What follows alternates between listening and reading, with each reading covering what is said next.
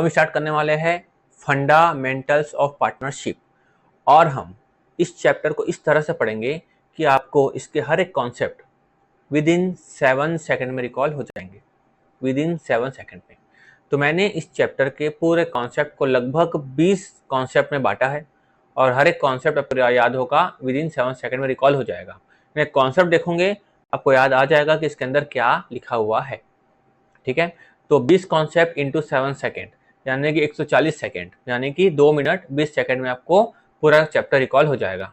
ठीक है, अब मैं क्या किया, कुछ जैसे कॉन्सेप्ट है मेरे को लग रहा है कि बढ़ाना चाहिए, तो 20 का कॉन्सेप्ट कर दूंगा 30 कॉन्सेप्ट, है ना, ताकि आपको ईजी हो आपको पूरे चैप्टर को समझने के लिए। ठीक है, तो जो कॉन्सेप्ट है पूरे, जैसे कि देखो पहले क्या लिखा हुआ है, क्रिटिकल कॉन्सेप्ट का provision affecting accounting treatment in the absence of partnership deed, ये पहला कॉन्सेप्ट है ना। वैसे दूसरा कॉन्सेप्ट है, तीसरा कॉन्सेप्ट है, वैसे बहुत सारे कॉन्सेप्ट है हमारे सामने। ठीक है, हम 1 बाय 1 समझते जाएंगे। ठीक है, मैं उस तरह से पार्ट टू पार्ट अपलोड कर दूंगा। जैसे मान लो पहला है provision affecting accounting treatment in the absence of partnership deed.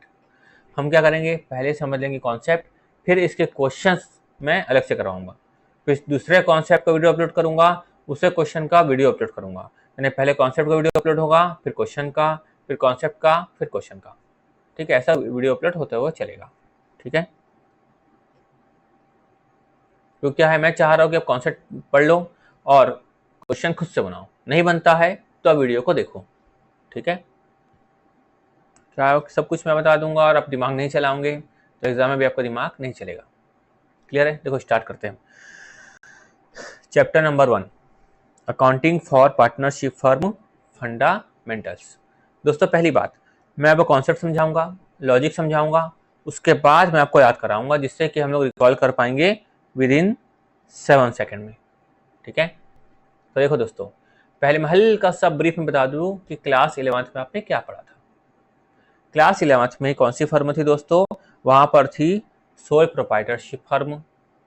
ठीक है, वहां क्या थी, सोल प्रोप्राइटरशिप फर्म, यानी उसका एक सिंगल ऑनर होता था। तो जो सिंगल ऑनर होता था वो जितना भी पैसा इन्वेस्टमेंट करता था, उससे जो कमाई होती थी किसकी रहती थी, उस ऑनर की रहती थी। एग्जाम्पल, सिंगल ऑनर था यहाँ पर कौन, उसका नाम था मिस्टर पीस। पीस मतलब बड़ी शांति से वो जीवन जीता था। उसने कितना लगाया, 10 लाख रुपए लगाया, मान लो कहाँ लगाया, क्लॉथ स्टोर में लगाया।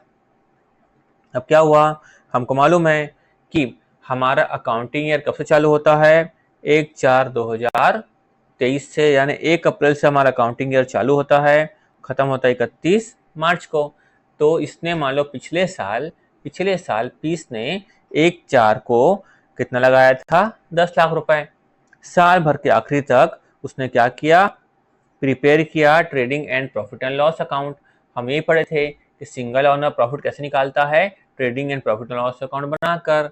उसने प्रॉफिट निकाली, कितनी प्रॉफिट आई यहाँ पर, 1 लाख रुपए। किसको मिलेगी, मिस्टर पीस को मिल जाएगी पूरी की पूरी प्रॉफिट। क्यों, क्योंकि उसने इन्वेस्टमेंट किया था, उसने रिस्क लिया था, साल भर मेहनत भी की थी, है कि नहीं, दिमाग चलाया था, नॉलेज का यूज किया था, एक्सपर्ट नॉलेज यूज किया होगा, है कि नहीं। तो इस केस में क्या समझ में आया कि अगर सोल प्रोप्राइटरशिप फर्म है तो जितनी प्रॉफिट होती है कौन रखता है, उसका ऑनर। यहाँ तक क्लियर है अच्छे से। अब क्या हुआ देखो, इस साल नया साल चालू कब हो रहा है, 1 अप्रैल 2024, 1 अप्रैल 2024 को नया साल चालू हुआ। अब मिस्टर पीस को लग रहा है कि क्यों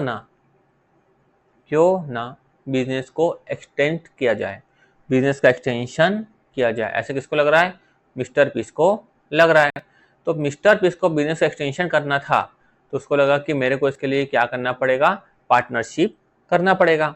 अब मिस्टर पीस ने क्या किया, एक पार्टनरशिप की, किसके साथ पार्टनरशिप की, मिस्टर इस्माइल के साथ पार्टनरशिप की। ठीक है, कब पार्टनरशिप की, 1/4/2024 को। ठीक है, अब पार्टनरशिप के बारे में इतना ही ध्यान में रखना कि पार्टनरशिप मिनिमम 2 लोग होने चाहिए, मैक्सिमम 50।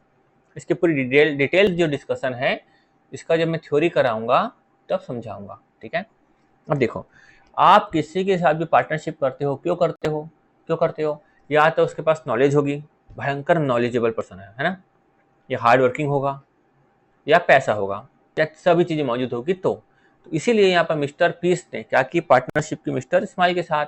उसके पास क्या थी, नॉलेज भी था, पैसा भी था, और वो क्या था, हार्ड वर्किंग भी था। ठीक है, तीनों बातें थी उसमें। अच्छा, तीनों बातें थी तो और क्या चाहिए फिर, कोई टेंशन ही नहीं है इस हिसाब से मिस्टर पीस को। ठीक है, क्लियर हुआ यहाँ तक, एकदम आसान था एकदम। अब देखो यहाँ पर, अब इस्माइल को तो बुला लिया, इस्माइल को बुला लिया, क्यों बुला लिया, बिजनेस एक्सटेंशन के लिए, तो पैसा तो लगाना पड़ेगा। तो वो यहाँ पर इन्वेस्टमेंट किया मिस्टर इस्माइल ने, कितने लाख रुपए का, 15 लाख रुपए का इन्वेस्टमेंट किया, किसने, मिस्टर इस्माइल ने। ठीक है, क्लियर है यहाँ तक। अब क्या हुआ, फिर 1/4/2024 को पार्टनरशिप स्टार्ट हुई थी, 31 मार्च 2025 को पार्टनरशिप मतलब ईयर खत्म हुआ। ठीक है, तो यहाँ पर पूरा क्या बनाया गया, net profit after preparing trading and profit and loss account, suppose कितना आया, 2.5 लाख रुपए आया। दोस्तों जैसे 11th में आप लोग नेट प्रॉफिट निकालने के लिए प्रॉफिट एंड लॉस अकाउंट बनाते थे, 12th में भी वैसा ही बनाओगे। समझ रहे हो, प्रोप्राइटरशिप में नेट प्रॉफिट निकालने के लिए जैसा trading and profit and loss account बनता था, पार्टनरशिप में नेट प्रॉफिट को निकालने के लिए वैसा ही trading and profit and loss account बनेगा, इसमें कोई प्रॉब्लम वाली बात नहीं है। ठीक है, अब इस 2.5 लाख को क्या करना है, डिस्ट्रीब्यूट करना है बिटवीन पीस एंड रिलैक्स के बीच में, क्या करना है, डिस्ट्रीब्यूट करना है। ठीक है, क्लियर है यहाँ तक। अब देखो, अब मेरा आपसे पहला क्वेश्चन ये है कि क्या पीस एंड इस्माइल के बीच में किसी तरह का एग्रीमेंट हुआ था क्या। यहाँ पे क्या हुआ था कि पीस को बिजनेस को एक्सटेंशन करना था, तो पीस ने किसको बुलाया, इस्माइल को बुला लिया इस्माइल को, आ गया इस्माइल। अब पीस और इस्माइल की क्या हुई, पार्टनरशिप हुई। तो मेरा सवाल यहाँ पे ये है, क्या इन दोनों के बीच में किसी तरह एग्रीमेंट हुआ था क्या, यहाँ पर है नो। ठीक है, किसी तरह एग्रीमेंट नहीं हुआ। उसके बाद what do you mean by partnership deed, आप पार्टनरशिप डीड से क्या समझते हैं। दोस्तों पार्टनरशिप डीड क्या होती है, पार्टनरशिप डीड मतलब क्या होता है, एक तरह का दोनों पार्टनर के बीच में या जितने पार्टनर है उनके बीच में क्या होता है, एक तरह का एग्रीमेंट होता है। एग्रीमेंट क्यों होता है कि अगर फ्यूचर में किसी भी प्रकार का डिस्प्यूट हुआ हो तो हम लोग क्या बोल सकते हैं कि भैया हमारे बीच में एग्रीमेंट हुआ था, है ना, और एग्रीमेंट के बेस पर क्या होगा, डिस्प्यूट रिजॉल्व होगा। तो देखो what do you mean by partnership deed, partnership deed मतलब क्या होता है, ये एक तरह का क्या होता है, एग्रीमेंट होता है। क्या होता है, एग्रीमेंट होता है। ये ओरल भी हो सकता है और रिटर्न भी हो सकता है। ऑलवेज बेटर क्या होता है दोस्तों, हमेशा बेटर क्या होता है कि रिटर्न एग्रीमेंट किया जाए, सिंपल। तो अभी तक बात समझ आई आपको, क्या हुआ अभी तक, क्लास 11th में हमने क्या बनाया, प्रॉफिट एंड लॉस अकाउंट बनाया, फिर नेट प्रॉफिट निकली। क्लास 12th में बिजनेस का एक्सटेंशन करने के लिए पीस ने इस्माइल को बुलाया, पीस को इस्माइल को बुलाने के बाद दोनों ने क्या किया है, trading and profit and loss account बनाया और 2.5 लाख की प्रॉफिट हुई। और इन दोनों के बीच में किसी तरह का एग्रीमेंट नहीं हुआ, या फिर पार्टनरशिप डीड नहीं बनी। और पार्टनरशिप डीड का मतलब क्या होता है, पार्टनरशिप डीड मतलब क्या होता है, एग्रीमेंट होता है। एग्रीमेंट क्या हो सकता है, ओरल भी और रिटर्न भी। और ऑलवेज बेटर क्या होता है, रिटर्न एग्रीमेंट, सिंपल, आसान है अभी तक। अब देखो, अब 2.5 लाख रुपए को क्या करना है, डिस्ट्रीब्यूट करने के लिए कौन सा अकाउंट प्रिपेयर करना होगा, 2.5 लाख को क्या करना है, दोनों पार्टनर के बीच में डिस्ट्रीब्यूट करना है। 11th में तो क्या हो रहा था कि पूरा का पूरा पैसा एक पर्सन घर लेकर चले जा रहा था, लेकिन यहाँ पर तो 2 पर्सन के बीच में क्या करना है, पैसा डिस्ट्रीब्यूट करना है। तो उसके लिए क्या बनाना पड़ेगा, अकाउंट। आप बता दी कौन सा अकाउंट बनाना पड़ेगा, उसका नाम है profit and loss appropriation account. Appropriation का मतलब होता है दोस्तों, उसका मतलब होता है यहाँ पर डिस्ट्रीब्यूशन। एप्रोप्रिएशन मतलब होता है डिस्ट्रीब्यूशन। और दोस्तों ये जो profit and loss appropriation account है, ये वेरी वेरी इंपॉर्टेंट है। हम इस तरह से पढ़ेंगे कि आपको एग्जाम में इस एप्रोप्रिएशन में 1% भी डाउट ना हो, फुल कॉन्फिडेंस रहे आपको, हम इस तरह से पढ़ेंगे, इसलिए देखते रहो लेक्चर। अब देखो, अब क्वेश्चन आता है, नाउ क्वेश्चन इज 2.5 लाख को दोनों को इक्वली डिस्ट्रीब्यूट करेंगे या कैपिटल के रेशियो में, that is 10 lakh is to 15 lakh. देखो फर्म ने कितना कमाया, 2.5 लाख, फर्म ने कितना कमाया, 2.5 लाख कमाया। अब पीस और इस्माइल के बीच में कोई बात हुई थी क्या कि 2.5 लाख को कैसे बांटना है, कोई बात नहीं हुई थी। अब सवाल आता है कि 2.5 लाख के बैठने के बारे में कोई भी बात नहीं हुई थी, तो 2.5 लाख को कैसे बांटे, क्या इक्वल बांट दें, यानी कि पीस को 1,25,000 और इस्माइल को 1,25,000, या फिर उनके कैपिटल के रेशियो में इस्माइल ने कितना लगाया, 15 लाख, किसने कितना लगाया 10 लाख, यानी 10 लाख इस टू 15 लाख में बांटे गया कि भैया तुमने ज़्यादा कैपिटल लगाई तो तुमको ज़्यादा मिलेगा, तुमने कम कैपिटल लगाई तो तुमको कम मिलेगा। किस तरह से बांटे, सवाल ये उठता है ना। अगर बात हुई होती तो प्रॉब्लम थी नहीं, बात हुई होती कि इक्वल बांटना है या कैपिटल का रेशियो बांटना है तो प्रॉब्लम थी नहीं। यहाँ पे लिखा ही हुआ नहीं है, इन्होंने बात ही नहीं की कि प्रॉफिट को कैसे बांटना है, तब यहाँ पे प्रॉब्लम चालू होती है। अब देखो पीस एंड स्माइल के बीच में पार्टनरशिप डीड नहीं बनी है, ठीक है, इसीलिए क्या एप्लीकेबल होगा, provision of Indian partnership act 1932 क्या होगा, एप्लीकेबल होगा। यानी कि दोनों के बीच में क्या हुई थी, पार्टनरशिप तो हुई थी लेकिन एग्रीमेंट नहीं हुआ था, तो डिस्प्यूट हुआ तो दोनों कहाँ गए, कोर्ट के पास गए। कोर्ट ने कहा कि अगर तुम लोग एग्रीमेंट नहीं बनाए हो तो इस केस में इंडियन पार्टनरशिप एक्ट 1932 क्या होगा, एप्लीकेबल होगा। ठीक है, इसको पूरा मैं याद कराऊंगा, ये भी वेरी वेरी इंपॉर्टेंट है ना, मैं आपको इसको पूरा याद कराऊंगा, है ना। Accounting treatment in the absence of partnership duty बहुत इंपॉर्टेंट है, हर एक क्वेश्चन में काम आएगा, हर एक क्वेश्चन में काम आएगा। आप बेसिक का पार्टनरशिप पढ़ो या फिर फंडामेंटल यानी कि बेसिक पार्टनरशिप, या फिर एडवांस मतलब एडमिशन पढ़ो, डेथ पढ़ो, रिटायरमेंट पढ़ो, हर जगह काम आएगा, इसे प्लीज ध्यान सुनना। अब जो क्या लिखा हुआ है, provision affecting accounting treatment in the absence of partnership deed, provision affecting accounting treatment in the absence of partnership deed. अगर पार्टनरशिप डीड नहीं बनी है, तो उस केस में इंडियन पार्टनरशिप एक्ट 1932 क्या होगा, अप्लाई होगा, है ना। और वो जो बोलेगा हमको उसकी बात माननी पड़ेगी, है ना। तो देखो यहाँ पर क्या हो रहा है, ध्यान सुनना है ना, सुनना समझना, याद मत करना, ज्यादा सोचो मत, सुनो और समझो। क्या लिखा हुआ है, provision affecting accounting treatment in the absence of partnership deed. देखो पार्टनरशिप डीड नहीं बनी है तो इस केस में क्या प्रॉब्लम आ रही है, सुनते जाना। एक है पीस, एक है स्माइल, ठीक है। अब स्माइल क्या बोल रहा है कि यार मैंने क्या किया है, कैपिटल ज्यादा इन्वेस्टमेंट किया है, यानी स्माइल ने कैपिटल कितना लगाया है दोस्तों, यहाँ पर स्माइल ने कैपिटल लगाया है 15 लाख रुपए, ठीक है। स्माइल बोलता है कि यार मैंने क्या किया है, हार्ड वर्क भी ज्यादा किया है, ज्यादा किया है ना। पीस ने कितना लगाया था कैपिटल, 10 लाख। पीस ने क्या किया है, हार्ड वर्क भी क्या किया है, हार्ड वर्क कम किया है। तो स्माइल ने हार्ड वर्क ज्यादा किया तो स्माइल क्या बोलता है कि मेरे को क्या चाहिए, सैलरी चाहिए, है ना। तो ऐसी कई सारी बातों में क्या होता है, विवाद होता है, कॉन्फ्लिक्ट होता है, डिस्प्यूट होता है। तो इस केस में क्या आता है हमारे सामने, इंडियन पार्टनरशिप एक्ट आता है। तो सुन, एकदम ध्यान सुनना, यहां पर स्माइल क्या बोल रहा है कोर्ट के पास जाकर कि मैंने क्या किया है, हार्ड वर्क किया है तो मेरे को सैलरी चाहिए। तो कोर्ट ने क्या कहा, क्या तुम्हारे बीच में एग्रीमेंट हुआ था क्या, स्माइल ने कहा नहीं हुआ था। तो कोर्ट ने क्या कहा कि इस केस में आपको किसी भी तरह का रेमुनरेशन मतलब क्या दोस्तों, सैलरी बोनस और कमीशन नहीं दिया जाएगा। स्माइल को या पीस को किसी भी तरह का सैलरी बोनस या कमीशन नहीं दिया जाएगा। क्यों, अगर चाहिए था तो तुमको पार्टनरशिप डीड में लिखना चाहिए था। पॉइंट नंबर 2, अब स्माइल बोलता है कि मैंने 15 लाख लगाया, ठीक है, तो और इसने कितना लगाया, 10 लाख लगाया। स्माइल बोलता है मैंने 15 लाख लगाया, और कहीं लगाता तो वो क्या मिलता, इंटरेस्ट मिलता, है ना। और कहीं लगा तो क्या मिलता, मेरे को इंटरेस्ट मिलता। तो मेरे को आप क्या दो, इंटरेस्ट ऑन कैपिटल, है ना, इंटरेस्ट ऑन कैपिटल चाहिए। स्माइल बोल रहा है कि मेरे को इंटरेस्ट ऑन कैपिटल चाहिए, मेहनत का पैसा नहीं दे रहे हो तो इंटरेस्ट ऑन कैपिटल दे दो। कोर्ट ने कहा नहीं मिलेगा। देख रहे हो, पार्टनरशिप डीड नहीं करने का अंजाम। अब फिर स्माइल बोलता है, स्माइल क्या बोलता है यहाँ पर कि जो पीस है, पीस ने पर्सनल यूज के लिए, पर्सनल यूज के लिए बहुत सारा पैसा क्या किया है, ड्राइंग किया है, ड्राइंग किया है।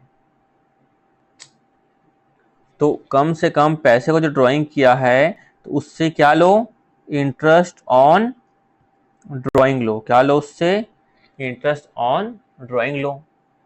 कोर्ट ने फिर कहा स्माइल जी क्या आपकी पार्टनरशिप डीड हुई थी क्या इंटरेस्ट ऑन ड्राइंग के बारे में, नहीं हुई थी। तो इस केस में आप भी अगर ड्राइंग करते, है ना, कोर्ट ने क्या कहा स्माइल को कि अगर आप भी अगर ड्राइंग करते तो भी आप दोनों को इंटरेस्ट ऑन ड्राइंग देना नहीं पड़ता। यानी कि पार्टनर यहाँ पर फर्म से पहले क्या कर रहा है, पार्टनर पहले फर्म से क्या कर रहा है, पार्टनर यहाँ पर ड्राइंग कर रहा है। क्या कर रहा है, ड्राइंग कर रहा है ना, ड्राइंग करके पैसे को यूज कर रहा है। तो इस केस में भी इसको इंटरेस्ट ऑन ड्राइंग देने की जरूरत नहीं है। क्लियर हुआ अच्छे से, आसान है ना,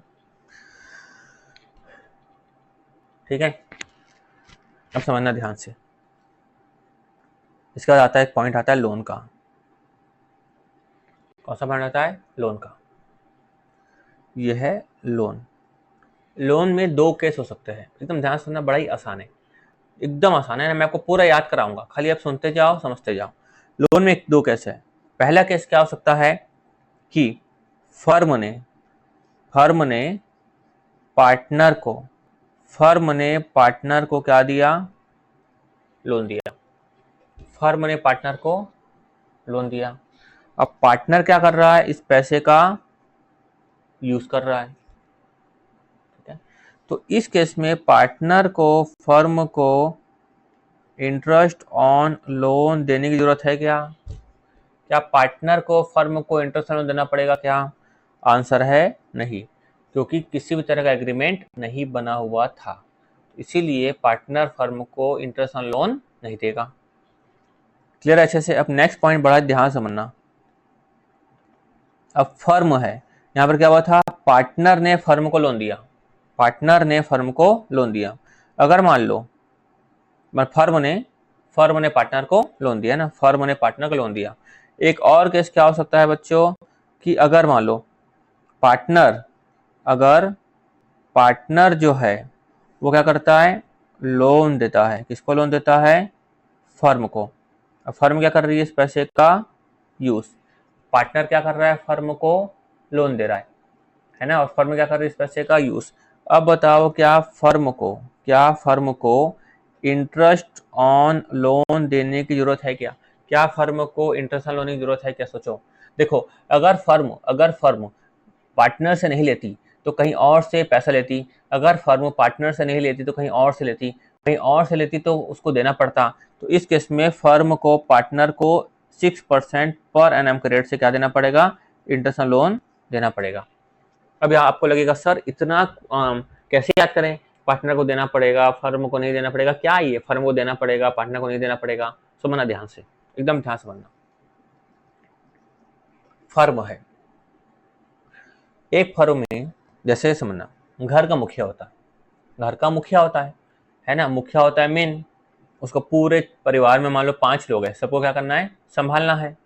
अब परिवार में मुखिया को चिल्ला देता है, तुमने मेरे लिए किया ही क्या है, तुम तो ये हो, तुम तो वे हो।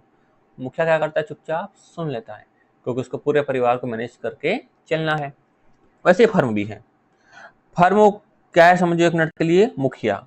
फर्म में क्या है, 4-5 पार्टनर है ना, फर्म में क्या है, 4-5 पार्टनर है। तो फर्म को भी यहाँ पर क्या करना पड़ेगा, थोड़ा सा सेक्रीफाइस करना पड़ेगा। यानी फर्म क्या करेगी, पार्टनर को इंटरेस्ट ऑन लोन देगी एट द रेट 6% के रेट से। लेकिन तो पार्टनर कहीं पर, क्लियर अच्छे से पहली बात, ठीक है। अब देखो, और एक और तरीका, पार्टनर को कुछ ना मिलेगा ना उसको कुछ देना पड़ेगा। पार्टनर को हमने क्या क्या सीखा कि क्या क्या नहीं मिलेगा, पार्टनर को क्या क्या नहीं मिलेगा, रेमोनेशन नहीं मिलेगा, इंटरेस्ट ऑन कैपिटल नहीं मिलेगा, ना मिलेगा ना देना पड़ेगा, लेना देना कुछ नहीं। लेना मतलब मैं हूँ पार्टनर, मेरे को ना रेमोनेशन मिलेगा ना इंटरेस्ट ऑन कैपिटल मिलेगा, तो मेरे को इंटरेस्ट ऑन ड्राइंग देना भी नहीं पड़ेगा, मेरे को इंटरेस्ट ऑन ड्राइंग भी नहीं देना पड़ेगा, और इंटरेस्ट ऑन लोन भी नहीं देना पड़ेगा। यानी पार्टनर ना कुछ देगा ना पार्टनर कुछ मिलेगा। कितना अच्छा तरीका है। और फर्म को क्या करना पड़ेगा, देना पड़ेगा at the rate 6% per annum. एक तरीका ये होना, मैं और तरीका बताऊंगा विदिन 7 सेकंड वाला तरीका बताऊंगा, ठीक है। क्लियर है। तो देखो, लोन केस में हमने क्या सीखा दोस्तों,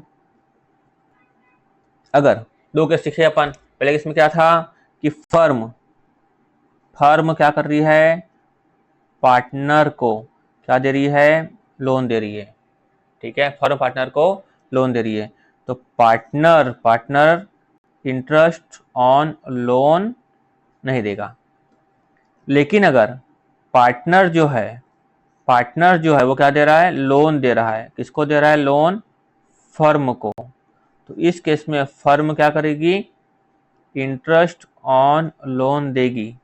कितने परसेंट के रेट से, 6% पर एनम के रेट से। क्लियर है अच्छे से, पार्टनर ना देगा ना लेगा, पार्टनर को ना रेमिशन मिलेगा ना इंटरेस्ट ऑन कैपिटल मिलेगा, तो फिर इंटरेस्ट ऑन ड्राइंग नहीं देना पड़ेगा, इंटरेस्ट ऑन लोन भी नहीं देना पड़ेगा। खाली कौन देगा, फर्म क्या कर रही है, सेक्रीफाइस कर रही है। क्लियर है। पॉइंट नंबर 5, इसको मैं थोड़ा सा मिटा देता हूँ, या तब समझ में आ गया होगा ना, नोट कर लेना, ठीक है। इसको थोड़ा सा इरेज कर देता हूँ ताकि मैं अच्छे से समझा पाऊँ।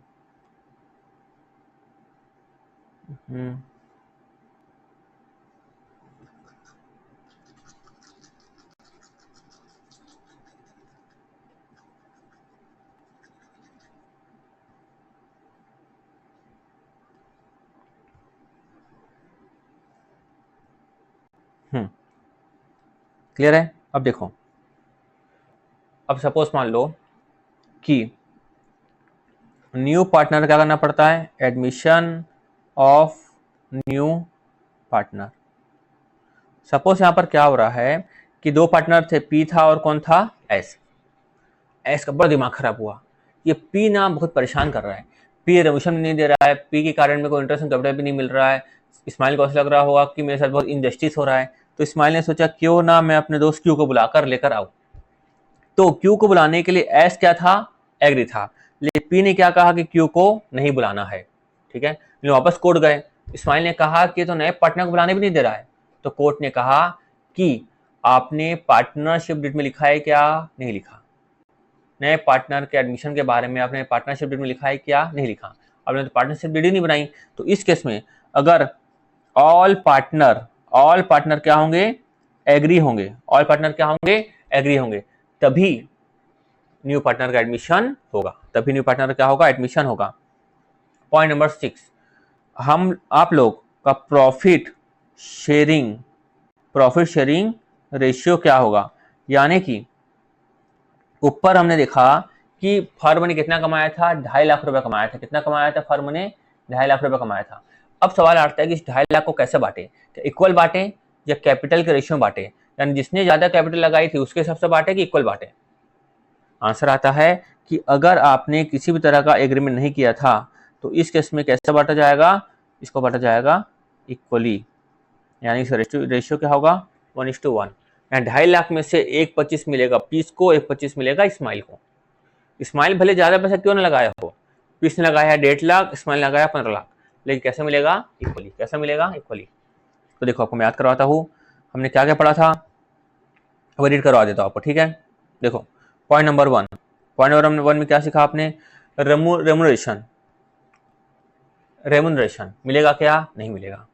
भले जितनी मेहनत किया हो, रेमुनेशन नहीं मिलेगा पार्टनर को इंटरेस्ट ऑन कैपिटल भी नहीं मिलेगा। अगर पार्टनरशिप डीड नहीं बनी है तो पार्टनर को रेमुनेशन भी नहीं मिलेगा, इंटरेस्ट ऑन कैपिटल भी नहीं मिलेगा, तो पार्टनर को इंटरेस्ट ऑन ड्राइंग देना भी नहीं पड़ेगा, इंटरेस्ट ऑन लोन देना भी नहीं पड़ेगा। लेकिन फर्म देगी इंटरेस्ट ऑन लोन, ठीक है, फर्म देगी इंटरेस्ट ऑन लोन, कितने रेट से, 6% पर एनम के रेट से। एडमिशन ऑफ न्यू पार्टनर, नए पार्टनर का एडमिशन होगा कि नहीं होगा, होगा। कब होगा, जब ऑल पार्टनर एग्री होंगे तब, यानी कि यहाँ पर पी को भी एग्री होना है, एस को भी एग्री होना है। और प्रॉफिट शेयरिंग रेशियो क्या होगा दोस्तों, वो होगा इक्वल। क्लियर है अच्छे से। अब देखो मैं आपको विदिन 7 सेकंड में कैसे याद करवाता हूँ, देखते जाओ। आप पूरा समझ गए हो, अब देखो विदिन 7 सेकंड में आपको कैसे याद करवाता हूँ। आर फॉर रेमुनरेशन, क्या पार्टनर को रेमुनरेशन मिलेगा क्या, नहीं। RCDLAP, पार्टनर को रेमुनरेशन मिलेगा क्या, नहीं। C फॉर कैपिटल, तो पार्टनर को इंटरेस्ट ऑन कैपिटल भी नहीं मिलेगा। D फॉर ड्राइंग, यानी पार्टनर को इंटरेस्ट ऑन ड्राइंग भी नहीं देना पड़ेगा। ये दोनों मिलेगा क्या, नहीं मिलेगा। ये मिलेगा क्या, नहीं मिलेगा। तो देना भी है क्या, मिलेगा नहीं तो देना भी नहीं है। RCDLAP, तो पार्टनर इंटरेस्ट ऑन लोन देगा क्या, नहीं, लेकिन फर्म देगी, है ना।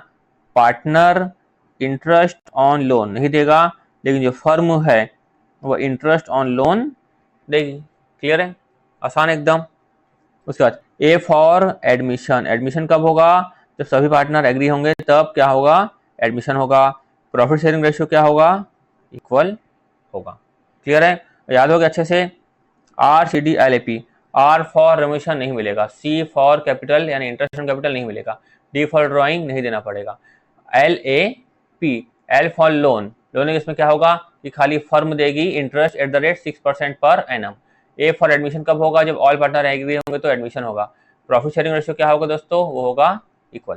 क्लियर है, तो एग्जाम से इतना रखना आप, R C D L A P, promotion नहीं मिलेगा, इंटरेस्ट ऑन कैपिटल नहीं मिलेगा, इंटरेस्ट ऑन ड्रॉइंग नहीं देना पड़ेगा, लोन खाली फर्म देगी 6% पर एनम, एडमिशन जब ऑल पार्टनर एग्री होंगे तो admission. P for profit sharing ratio क्या होगा, इक्वल। याद हो गया। एग्जाम से पहले इतना देखना आपको, R C D L A P, remission नहीं, इंटरेस्ट ऑन कैपिटल नहीं, इंटरेस्ट ऑन ड्रॉइंग नहीं, admission all partner must be agree, ठीक है। L A P, profit sharing ratio equal, loan इसमें कौन देगा, खाली फर्म देगी।